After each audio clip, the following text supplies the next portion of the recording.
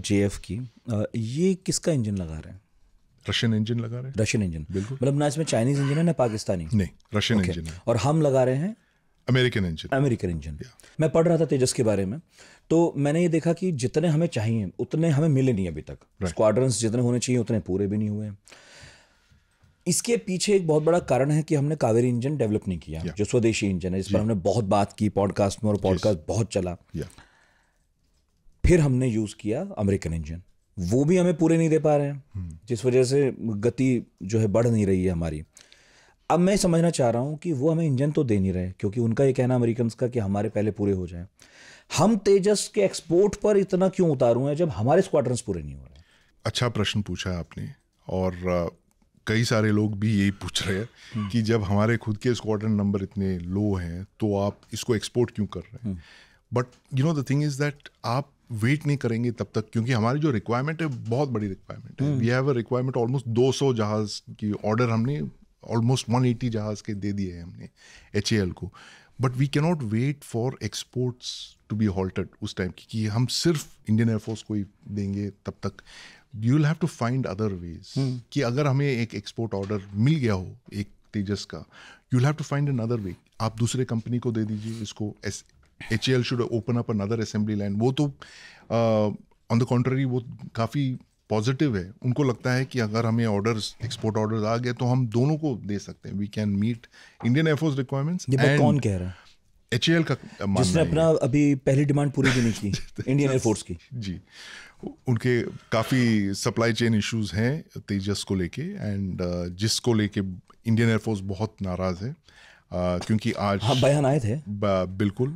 Indian air force chief ने इस साल के शुरुआत में बेंगलुरु में उन्होंने कहा कि देखिए, आपने इतने प्रॉमिस किए थे, हमें तो कुछ नहीं मिला अभी तक। जहाज़ नहीं आए। तो इनफैक्ट अभी तो ऑलमोस्ट साल निकलने आ रहा है, लेकिन उनके पास एक भी मार्क 1 जहाज़ नहीं। और हम उम्मीद कर रहे हैं कि हम दुबई जैसे एयर शोज में जाके ग्राहक ढूंढ लेंगे और फिर हम उनकी डिमांड भी पूरी कर देंगे। You have to find a thing, यानी लाइक मैं कह रहा था कि you have to be in the market। ये जो गेम है आपको खेलना ही पड़ेगा। Even if it is a situation कि आपके खुद के रिक्वायरमेंट्स पूरे नहीं हो रहे, आपको ये गेम खेलना ही पड़ेगा। और जैसे कि पाकिस्तान को भी समझ में आ गया है, वो अपने पूरे प्रोडक्शन उनके नहीं हो रहे हैं, उनके प्रोडक्शन लाइन से निकाल के वो दे रहे हैं अजरबैजान को। वो आ गया था न्यूज़ अभी रिसेंटली, कुछ 6-8 जहाज उन्होंने प्रॉमिस किया। Because it's a very prestigious thing कि फॉरेन कंट्रीज ये वेट नहीं करेंगे कि भैया आपकी अपनी रिक्वायरमेंट्स पूरी कर दो, उसके बाद हम देखेंगे। भाई हमें तो आज ही चाहिए, कल ही चाहिए, तो आप दे सकते हो तो दे दीजिए। So this is it's a test case. और मैं समझता हूँ कि ये, क्योंकि आज तक इंडिया ने फॉर वेरियस रीजंस, एक तो वी डिडंट मेक एनीथिंग, खुद का अपना कुछ सामान नहीं था जो बना रहे थे, जो हम बेच सकते थे। और जो भी हम बेच रहे थे बहुत ही लो टेक्नोलॉजी, पैराशूट्स या टेंट्स और एम्यूनिशन वगैरह, जो कोई भी थर्ड वर्ल्ड कंट्री बना सकती है। वो हाई टेक्नोलॉजी वाली जो चीज़ हम बना रहे थे बहुत कम बना रहे थे। और इसीलिए हमने उस तरह के स्ट्रक्चर्स भी नहीं क्रिएट किए थे कि एक्सपोर्ट कैसे होगा।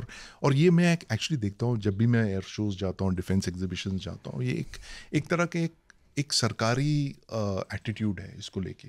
आप इंडियन स्टॉल में जाइए, हमेशा खाली मिलेंगे आपको। लोग निकल गए हैं शॉपिंग करने के लिए, स्टॉल ऐसे ही खाली पड़ा रहता है, लोग आके चले जाते हैं देख के।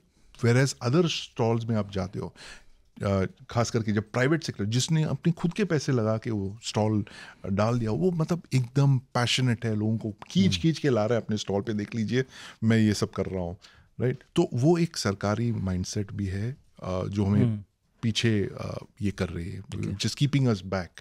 और इसीलिए मैं समझता हूँ कि एक्चुअली आगे चल के there is a requirement for a dedicated export promotion agency.